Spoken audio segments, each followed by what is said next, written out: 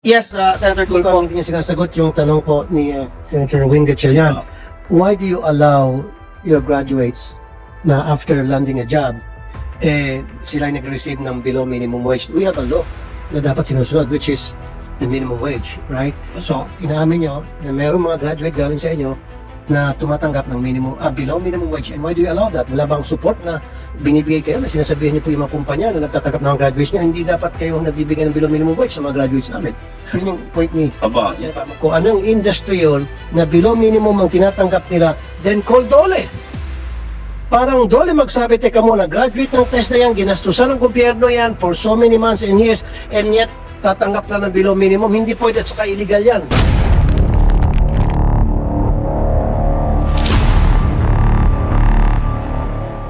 schools. Pwede maka-interrupt. Yes, Senator Kung Tulfo. hindi niya sinasagot yung tanong po ni Senator Wing Gatchalian, why do you allow your graduates na after landing a job, sila ay nag-receive ng below minimum wage? We have a law na dapat sinusunod, which is the minimum wage, right? So, inaamin nyo na mayroong mga graduate galing sa inyo na tumatanggap ng below minimum wage. And why do you allow that? Wala bang support na binibigay kayo na sinasabihin niyo po yung mga kumpanya na nagtatanggap ng graduates niyo, hindi dapat kayo nagbibigay ng below minimum wage sa mga graduates namin? Yun yung point ni. Aba, yan, tama pa. Sagot lang, Sec. Okay, Mr. Chairman. Tama pa yan. Ang problem kasi natin in the Philippines right now, most of our employee is college graduate. Kaya nangyayari sa Techbook graduate, nagiging second class citizen kami. If you go po the No, sir. Whether you're a graduate or non-graduate or training graduate, TESDA graduate, dapat hindi below minimum. Opo, I've tama been yan. fighting for that for the past 20 years na dapat binibigyan na dapat nasa minimum wage ang lahat ng mga trabahador natin. Whether graduate ka o hindi, whether TESDA ka, kung saan ka university pa graduate, dapat pare-pareho. Ba't kayo pumapayag na may pinagmamalaki niyo pa kanina sa slides na mayroong mga below minimum wage graduates kayo? Okay pumayag, don't allow that. Yes, Mr. Chairman. You're right. Kaya po ginagawa namin right now, nagkikipag-force kami, partners kami with the different enterprises and industry so that they can understand that the graduate of the TBED, Techbook are workforce ready. Kasi yung mindsetting ng mga Pilipino here, yung mga enterprises natin, hindi pa ganun ka-accepted sa kanila yung mga graduate ng Techbook.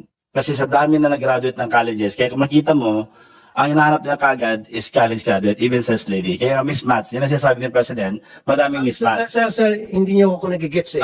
Ang sinasabi ko rito, regardless kung ano yung estado mo sa buhay, ikaw ay nakapag-aral, kahit na hindi ka nakapag-aral, kailangan kung ikaw ay trabahador sa NCR, kung ano yung minimum wage na nakasaad sa batas natin, yun dapat ibigay. Yes. Huwag mas bababa. In your case, test na kayo, train nyo yung nag-aral sa inyo for how many months or years, nag-train and all, and then, nang pakawalan nyo, nagland ng job sa tulong ninyo, at below minimum wage ang tinatanggap, pumapayag kayo? Dapat hindi. I think to clarify what the good gentleman from Isabela and Davao is saying is that do you have a control? Do you actually oversee your graduates after they graduate, when they land jobs? Do you have any idea that they are working below minimum wage? Because that's illegal. Yun yung point ni Senator Raffy. Mr. Chairman, wala po sa amin yun. It's under other agency. That's right. Exactly. Kaya nga, so therefore, kung alam nyo yung mga nag-graduate ng TESDA, kung anong industry yun, na below minimum ang tinatanggap nila, then call DOLE. Parang DOLE magsabi, teka muna, graduate ng TESDA yan, ginastusan ng gobyerno yan for so many months and years, and yet tatanggap lang ng below minimum, hindi pwede at saka illegal yan. First and foremost. Di ba? And considering DOLE secretary is the chairperson of the TESDA board. Correct. Yes, sir. Sense. Hindi dapat po kayo pumapayag. Kahit na wala pang pinag-aralan po yung isang tao, talagang kahit na sabihin natin, hindi siya nakatungtong ng grade 1, hindi ho dapat siya tumatanggap ng below minimum. Kasi yun po yung nasa batas natin. Lalo pat kung siya ay nakapag-aral sa TESDA, suportado ng ating gobyerno, binadyetan ng ating gobyerno for months or even years, tapos below minimum wage lang siya? Heck no! Dapat mag-orimentado kayo sa galit. Totoo yan, I'm serious. Di ba? Huwag niyo pong pabayaan.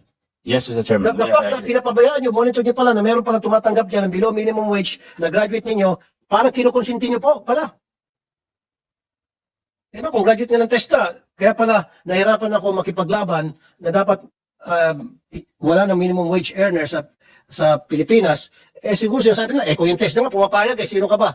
TESDA nga pumapayag na yung mga graduates nila tumanggap ng below minimum wage, ikaw Rapi Tulfo dyan, sino ka ba? Ganun siguro sinasabi ng mga ibang mga kumpanya. Please, sir, pakimonitor niyo po.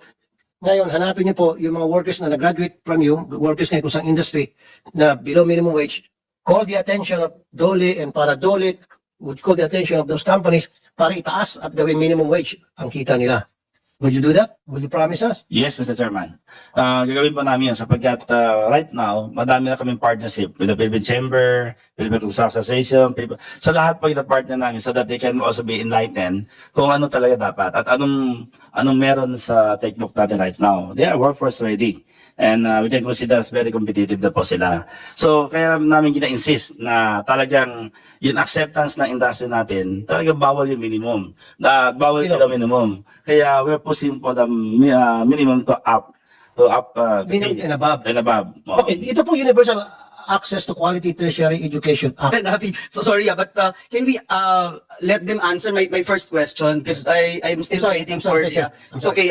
Because I think this is very important issue as agreed upon by our chair of the Education Commission. One, you agree that whenever we produce graduates, 8 out of 10 are employed, but the employment is actually below minimum wage. And let's accept it. Hindi kalidad yung employment na nakukuha.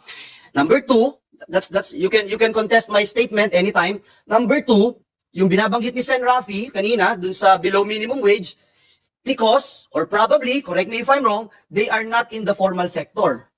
Nasa informal sector sila. But still, it doesn't excuse TESDA for not looking after them and taking care of them, no? 3, which is perhaps the most important part of our discussion, is where do we go from here? How do we ensure that, either you improve your NCs, our NC, our national certification 1 and 2, so that they would be able to compete with the workforce and that they would land in a job wherein at least they could get a minimum wage. In other countries, for example, in Thailand, the level 1 in Thailand is level 2 or level 3 here. Level 2 in the Philippines. So, kaya paano tayo makipag-compete sa kanila in the workforce market? So, yun yung gina-guide ko na kayo how you want to attack or strategize paano bang gagawin dito. And we wanted to see because, again, if we don't do anything about this, same thing over and over again, going to be business as usual, wala ho tayong ma-accomplish, pareho pala ulit to. It's going to be the same accomplishment as last year and last year and the year before. So I hope we can get something from the agency out of this very important issue. Thank you. Makasing din, Mr. Chair. Okay, dito sa 8 out of 10 that were employed, 10 mga industry ito. Itong sa 8. Kasi wala pong breakdown eh. Thank you, Mr. Chair, Honorable Senator Tulfo, Mr. Secretary. We have a 5 priority sector, Your Honor. First of all is, of course, the agriculture sector, the construction sectors, the IT BPM sectors, the healthcare sector, and tourism. The reason why TESDA is now very aggressive in partnering with the industry and co-developing the curriculum of TESDA now. So, yung level po ng industriya ngayon, ang pinapattern na po natin, Your Honor, ang ating mga training regulations. In fact, Honorable Chair, under the apprenticeship program, 75% of the minimum wage as a trainee pa lang, part of their apprenticeship program, natatanggap na po to ng ating mga learners. They are actually industry immersion, sir. So kung ano po yung kultura, kung ano po yung mga modern equipment ng industry ngayon. And when they graduate, sir, almost 80% of our learners is being hired by those industry above minimum pay, sir. We are just talking about local employment here, Mr. Chair, this honorable chamber, but also 5,000 of OFW being deployed daily. Dumaan po sa TESDA yan. So from, let's say, 10,000, sir. No, sir. Just give us the exact breakdown sa 8 out of 10. 8 out of 10, Okay. sir, as I mentioned, the 5 sa priority. Ilang percent dyan sa agri? Agriculture, sir. So, gan ko lang yung tanong ni Sen. Tulfo. Dun sa 5 industry na binabanggit nyo, na tanong ni Sen. Tulfo na sagot ninyo, dun ba sa 5 industry na yun, lahat yun below minimum wage? Definitely not, Your Oh, Honor. exactly. So, hindi pala dun. Yes. So, mali din. Mali yung nagiging sagot sa tanong niya. Okay, not That's definitely. fine. Bali, wala lahat yung kwentuhan kasama natin po kasi because ito nga sinasabi ni Sen. Tulfo na na-employ, hindi rin naman dun sa 5 industries na binabanggit po niyo. Because if they fall under the 5 industries that you're talking about, then they are not getting below minimum wage. Exactly, sir, because we have the, as you mentioned, Your Honorable Chair, that we have also the informal employment. Ito yung mga graduate ng Lahat yung informal, lahat No, yung below minimum wage. In construction alone, Mr. Chair, which is there's really a need and shortages, we partner with the Philippine Contractors Associations with five. So yung industry po, yung below minimum wage na mga graduate po ng TESTA. Based on the survey, sir, we don't have control over those below minimum. Hindi kasi but we kayo po prepared nagbigay ng them data na to be a- meron mga below minimum wage na graduate po sa TESTA na yun po yung natatanggap na sweldo after na makapag-graduate na sa inyo. Ilang porsyento po doon at ano po mga industriya ito? So our policy planning will elaborate. Okay. Mr. Chair. Kasi allergic po ako doon sa below minimum wage eh. Sobrang allergic po ako doon. Mr. Chair, I can understand po fully well yung anguish over this particular matter. Ang nangyari po kasi when we had the survey, na-hit po yung mga nung time ng pandemic. Madami po, if na, I cannot ano naman po na they took advantage of the situation. But most, if not all, nung mga nag-graduates po nung time na yon, talaga pong inofferan sila ng minimum, in fact, lower than minimum, below 10,000 pa po. So yun yung result po nung survey namin. But that was during the pandemic, nung period na yon. Pero nag-increase na po, nakalagay na po dito yung 37.95%, naging between 10,000 to 19,000 na po, nag-increase na nung nag-pivot na tayo from the pandemic to ito na po. So medyo nag-improve na po yung ano because we were able to bounce back. So wala. Opo. So ang So madam, so ayaw kong makarinig pa muli na meron mga graduate from TESTA na when they land a job kung sa mga industriya, below minimum ang tatanggap nila. Opo. I don't want to hear that anymore. Yes, Period. yes, Chair. Pwede. Yes, Mr. Chair, and we do understand po na tama po yung point nyo. In fact, that's why they were the Deputy Director General is saying and the DG is saying, Secretary Mangunda Datu, that we are strengthening our partnership with the Personnel Management Association of the Philippines, yung pong PCCI, Philippine Chamber of Commerce, yung ECO po, so that we would be able to really provide po yung information na may mga competencies po ang mga tao, so they have to monetize the competencies ng mga skilled workers. Kasi po sa ibang bansa, yung mga ano nila, like in Malaysia, if we compare na daw po sa graduates ng higher education institutions, yung salary scale po ng mga workers or skilled workers, kasing taas na po. So, ang mga parents din po, hindi na nila, di ba dati ang ano natin is that if you go to a TVET program, ayaw ng mga parents kasi ang mga Asian po, they want higher education. But because of the higher pay scales na binibigay na po ng industry, monetizing the competency of a worker, dun po nag-iiba na ang mindset. So, ngayon po, kaya kami nakikipag-partner sa iba't ibang associations para po part of the information and advocacy is to let them know that they have to monetize yung competency po ng tao. Dalawang tanong na lang, kanina kasi nag-usap kami ni Senator Villanueva, nung panahon niya, ang dami pala siya pag-graduate at konti lang yung budget niya. Nung nawala na siya, panahon niya, konti ang graduate. Ano nangyari? Sir. Senator Alan po nagsabi nun, ha? Okay, Wala pa daw siyang conclusion, Hindi Sir nga, Rafi. maliit but, budget na natanggap niya noon, and yet, ang dami niya na pag-graduate. but, Ngayon, kayo, tumaas ang budget ninyo, nag-times, kumunti ang graduate. Anyari? Sir, if I may, Mr. Chair, Mr. Secretary, actually just because of the capital cost of the amount of the course right now. During the time of the Honorable former Secretary of TESDA, now Chairman, in 2016, Your Honor, the per capita of our cost per capita is only 9,500. But now, in 2023, it's 20,600. So the value of the cost per capita is now 20,600.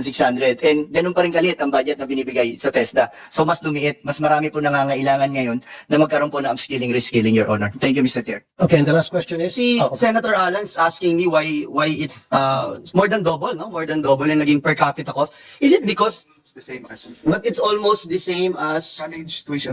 yeah, almost the same as college tuition. For state year. But the training program, is it the same training programs being implemented? Sir, because of the supplies and material, the cost. Hindi naman daw sa presyo ng bigas naka-value, okay? Actually, tumutulong po tayo dyan sa programa na yan. And again, Your Honor, because of the cost of the learning materials and of course the electricity and It's the same. Ang question ko nga, DDG, yung training program is the same? The same training program being implemented before? Is it the same training program being implemented when the per capita cost increased? Welcome to the Philippine Government News Channel. Here, we bring you the latest breaking news and current events in Philippine politics. Get exclusive access to speech and video clips of President Ferdinand Bongbong Marcos Jr., as well as updates on Vice President Inday Sara Duterte. We strive to provide transparency and keep you informed about the Senate hearings and House of Representatives proceedings. Stay up to date with the political landscape of the Philippines by subscribing to our channel today. Don't miss out on important discussions and debates. Subscribe now.